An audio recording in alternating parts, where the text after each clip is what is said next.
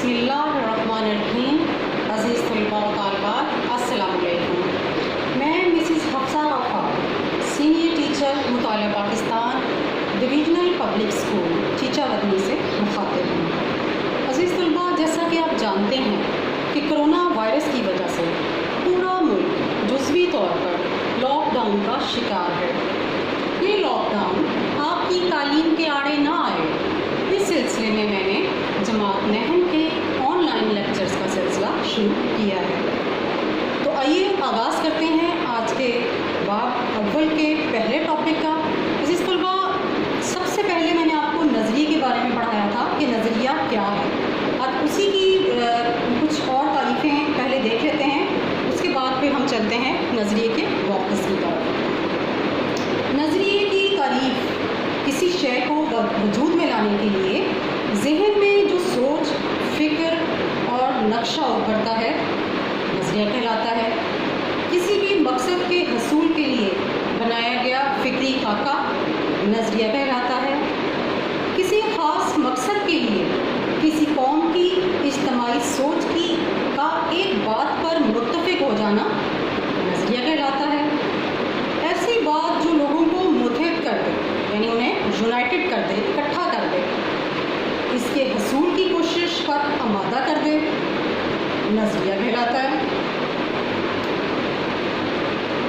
نظریہ اس سے مراد ایسا ضابطہ یا پروگرام ہے. یہ تعریف آپ کو میں نے پہلے بھی پچھلے لیکچر میں بھی کر کے سنائی تھی، امید ہے کہ آپ کو یہ سمجھ آ گئی تھی. تو نظریے سے مراد ایسا ضابطہ یا پروگرام ہے جس کی بنیاد فلسفہ و تفکر پر رکھی گئی ہو اور انسانی زندگی کے مختلف پہلوؤں مثلاً سیاسی، معاشرتی اور تہذیبی مسائل کے حل کے لیے کوئی لاحق عمل بنایا گیا ہو. تو آئیے عزیز طلباء آج کے ٹاپک کی طرف آتے ہیں. یہ تو نظریے کی تعریف تھی جو کہ مختلف طرح سے نظریے کے بارے میں کہا گیا، فرمایا گیا، ارشاد فرمایا گیا. اب ہم نظریے کے سورسز دیکھیں گے، نظریے کے موقف یا نظریے کے سورسز. تو آئیے چلتے ہیں آج کے ٹاپک کی طرف. نظریے کی موقف یا نظریے کے سورسز.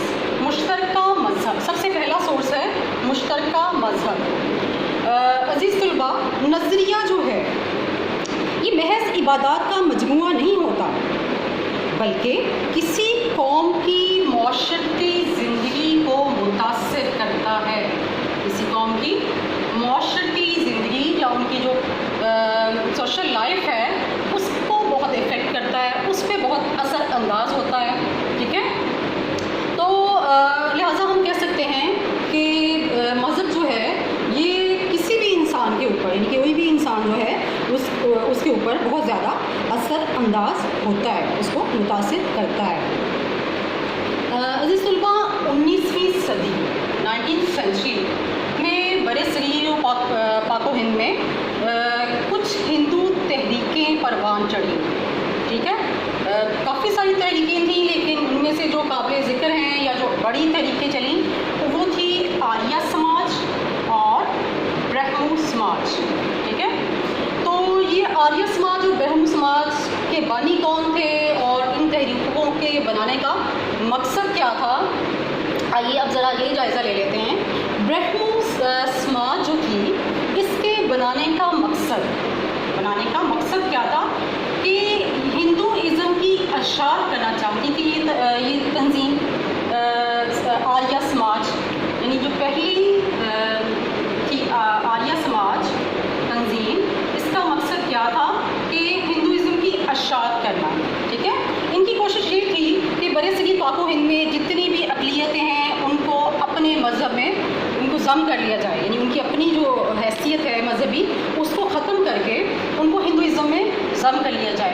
اس سلسلے میں انہوں نے زبردستی مسلمانوں کو ہندو بنانے کی کوشش کی. انہوں نے مسلمانوں پر ظلم و ستم کے پہاڑ کھڑے کیے، ان کو ہر طرح سے پریشان کیا، ان کو نیچا دکھایا.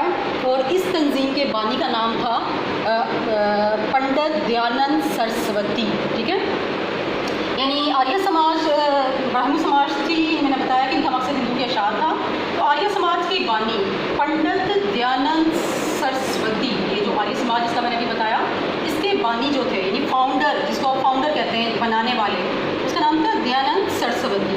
इसने शुद्धि तहरीक बनाई, इसने एक शुद्धि तहरीक बनाई। और इस शुद्धि तहरीक का क्या मकसद था? वही कि मुसलमानों को जो है ज़बरदस्ती उनको हिंदू बनाना और हिंदूइज़्म की अशात करना, मुसलमानों को हर तरह से नीचा दिखाना। अब शुद्धि ने जो प्रोग्राम शुरू किया, इसका मकसद गैर हिंदुओं को यानी उनके मुताबिक, हिंदू जहन के मुताबिक पाक साफ कर देना। यानी कि वो उनके ख्याल में जो ये था कि जो हिंदू नहीं है वो प्लीद है, नापाक है, और वो उसको जानवरों से उसको बदतर समझते थे। तो इस शुद्धि का मकसद क्या था?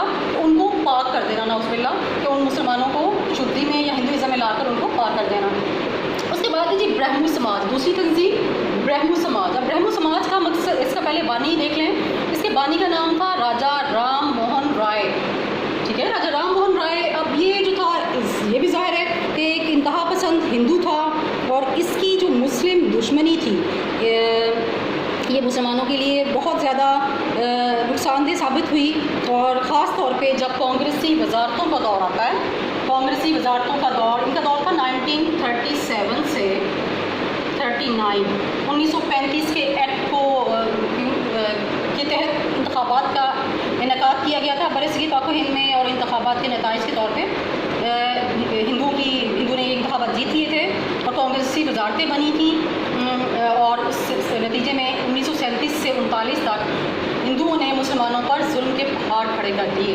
तो लिहाजा मैं इन शॉर्ट में कह सकती हूँ कि नज़रिए के मौक़िफ़ का पहला मौक़िफ़ मुश्तरका मज़हब या कॉमन रिलीजन जो है, ये भी एक वजह बना मुसलमानों को अलहदा करने की, मुतहदा करने की, और मुसलमानों को एक इसने पहचान दे दी। ये उनके जहन में ये बात पुख्ता कर दी कि मुसलमान जो हैं उनके लिए हिंदुस्तान में हिंदू की मौजूदगी में अपनी पहचान कायम रखना मुश्किल हो गया है। तो लिहाजा उन्होंने अपने अल्लाह के वतन का बनाने का सोचा। दूसरा पॉइंट है नज़रिए के मौक़िफ़ का मुश्तरका सियासी मकासद। ठीक है, कॉमन पॉलिटिकल ऑब्जेक्टिव्स। मुश्तरका सियासी मकासद की बदौलत दुनिया की कई अक़वाम ने अपनी आज़ादी हासिल की, और तलबा अंग्रेज़ों की आमद से बरसगीर में जमहूरियत का तस्वुर उभरा। एक जमहूरियत का तस्वुर कैसे उभरा? ये इस तरह से उभरा कि अंग्रेज़ों ने आके जैसे इंतखाबात करवाए। उन इंतखाबात से ये हुआ कि हुकूमती नुमाइंदों का इंतखाब से उनको वोट के ज़रिए यानी कि अमल में लाना था। अब क्योंकि आबादी के लिहाज से मुसलमान जो थे वो अक़लियत में थे, ठीक है ना, तो इसकी वजह से मुसलमान जो थे ज़ाहिर है उनको इतनी वो अक्सरियत हासिल नहीं कर सकते थे, उतनी सीटें नहीं जीत सकते थे क्योंकि वो अक़लियत में थे। तो लिहाजा मैं कह सकती हूँ कि मुसलमानों का हिस्सा हुकूमत में बहुत थोड़ा था। सियासी निज़ाम ने जो शऊर दिया, उसकी वजह से मुसलमानों के अंदर एक अलग नज़रिया उभरने लगा। आज के तीसरे पॉइंट की तरफ चलते हैं, कॉमन एजुकेशनल पर्पसेस। ठीक है, मुश्तरका तालीमी मकासद। और मुश्तरका तालीमी मकासद के मुताबिक आपको पता है कि बरसगीर पाक हिंद में जब पहले मुसलमानों ने 1000 साल हुकूमत की, लेकिन 1857 की जंग के बाद अंग्रेज़ों ने जब बरसगीर पर मुकम्मल अपना कब्ज़ा जमा लिया, तो अंग्रेज़ों ने एक अपना नया निज़ाम तालीम मुतारिफ़ करवाया। ठीक है, और इस निज़ाम तालीम से जो मुसलमानों का इस पर जो रद्द-ए-अमल था, क्योंकि ये इसमें अंग्रेज़ी ज़ुबान राइज़ की गई थी, अंग्रेज़ों की तालीम और उनका तर्ज़ वो तालीम था, तो मुसलमानों ने इस पर शदीद रद्द-ए-अमल का इज़हार किया। ख़ास तौर पर मुसलमान उलमा ने इसको एक काफ़िर निज़ाम तालीम कहा। उन्होंने अपने मुसलमानों को तलकीन की कि अपने बच्चों को स्कूलों से हटा लें, अंग्रेज़ों के स्कूलों से, और इस तरह से कह लें कि एक हम कह सकते हैं कि मुश्तरका तालीमी मकासद भी एक तरह से एक वजह बन गए मुसलमानों को एक अलग सोचने की, एक नज़रिए की बुनियाद पर मुसलमान के दिमाग सोच आई, जो कि नज़रिया इस्लाम था कि मुसलमान चाहते थे कि एक ऐसा निज़ाम तालीम हो जिसमें इस्लामी तालीमात हो, जो कि इस्लाम के मुताबिक तालीम दे। ठीक है, चौथा पॉइंट है मुश्तरका मुआशी मकासद। ठीक है, मुश्तरका यानी कॉमन इकनॉमिक ऑब्जेक्टिव्स। और मुश्तरका मुआशी मकासद भी किसी कौम के नज़रिए के मौक़िफ़ होते हैं। 1857 की जंग आज़ादी के बाद मैंने जैसे बताया था یہ پہلے بھی اس کا میں کافی دفعہ ذکر کر چکی ہوں، آپ کو 8th کلاس میں بھی یہ پڑھایا تھا کہ انگریزوں کا جو مسلمانوں کے ساتھ رویہ تھا، انگریزوں کا جو مسلمانوں کے ساتھ بیہیویئر تھا، انگریزوں کا جو مسلمانوں کے ساتھ سلوک تھا، وہ بہت زیادہ قابل مذمت تھا۔ انگریزوں نے مسلمانوں پر ظلم کی انتہا کی، ہندوؤں کو ساتھ ملا کے ہندوؤں نے انگریزوں کا اعتماد حاصل کر لیا، اور یہ میں آپ کو اگلے ٹاپکس میں پڑھاؤں گی اسی چیپٹر کے، کہ 1857 کی جنگ آزادی کی تمام تر ذمہ داری انگریزوں نے ہندوؤں کے اکسانے پر مسلمانوں پر ڈال دی، اور ہندو تو ایسے تھے کہ جیسے گنگا نہا کر پاک ہو گئے وہ بالکل، یعنی اس سے بری زما ہو گئے۔ لہٰذا مسلمانوں پر سرکاری ملازمتوں کے دروازے بند کر دیے گئے، مسلمانوں پر ہر طرح سے ان کو معاشی طور پر نقصان پہنچانے کی کوشش کی گئی، اور انگریزوں کا رویہ ان کے ساتھ سخت سے سخت ہوتا گیا، اور معاشی ظلم مسلمانوں پر جاری رہا۔ لیکن مسلمانوں کو پھر بھی انہوں نے اپنے نظریوں کو نہ چھوڑا، ٹھیک ہے، کہ ان کے کاروبار بند ہو گئے، ان کی تجارت روک دی گئی، ان کی دکانیں بند کر دی گئیں، زمینیں چھین لی گئیں، جائیدادیں ضبط کر لی گئیں، تو اس سب کے باوجود بھی انہوں نے جو ان کا ایک نظریہ تھا، جو کہ نظریہ اسلام، نظریہ پاکستان، وہ انہوں نے نہیں چھوڑا۔ آخری پوائنٹ ہے جی آج کے نظریے کے مؤخذ کا مشترکہ ثقافتی مقاصد، یعنی کامن کلچرل آبجیکٹیو۔ مشترکہ ثقافتی مقاصد کی بنیاد پر بھی کسی قوم کا نظریہ جنم لیتا ہے۔ انگریزوں کے ہندوستان پر قبضے کے وقت، یعنی جب انگریزوں نے ہندوستان پہ قبضہ کیا، تو اس وقت مسلمانوں کی جو ہندوستان پر قبضے کے وقت جو سرکاری زبان تھی اس وقت ہندوستانیوں کی، وہ تھی اردو، ٹھیک ہے۔ تو لیکن جیسے ہی برطانوی حکومت نے اقتدار سنبھالا اور ہندوؤں کی اکسانے پہ، اور ہندوؤں کیونکہ اکثریت میں تھے، تو ان کا بھی حکومتی معاملات میں انگریزوں کے ساتھ ان کے امر و دخل بڑھا، اور اس سے پھر یہ ہوا کہ اردو کی جگہ ہندی زبان نے لے لی، یعنی اردو کی جگہ ہندی زبان یا ہندو رسم الخط جو تھا انہوں نے رائج کرنے کی کوشش کی۔ اب یہ بات مسلمانوں کے لیے ناقابل برداشت تھی، کیونکہ جو اردو زبان تھی نا، اس کے اندر یہ عربی رسم الخط میں یہ تحریر کی گئی تھی، تو مسلمانوں کے لیے قطعاً جو تھا یہ برداشت کرنا جو تھا وہ یہ برداشت نہیں کر سکتے تھے کہ ان کی جو زبان ہے مسلمانوں کی، اس کو یعنی بدل کے اس کی جگہ پہ ہندی کو سرکاری زبان کا اگر درجہ دیا جائے۔ مسلمانوں کو ہندی پڑھنے کا نہ تو ان کو یہ آتی تھی زبان، نہ اس پہ کوئی عبور حاصل تھا، اور ہندوؤں کے اس عمل نے بھی مسلمانوں کو یہ سوچنے پر مجبور کر دیا کہ متحدہ ہندوستان میں اپنے تشخص کو مزید برقرار نہیں رکھ سکیں گے۔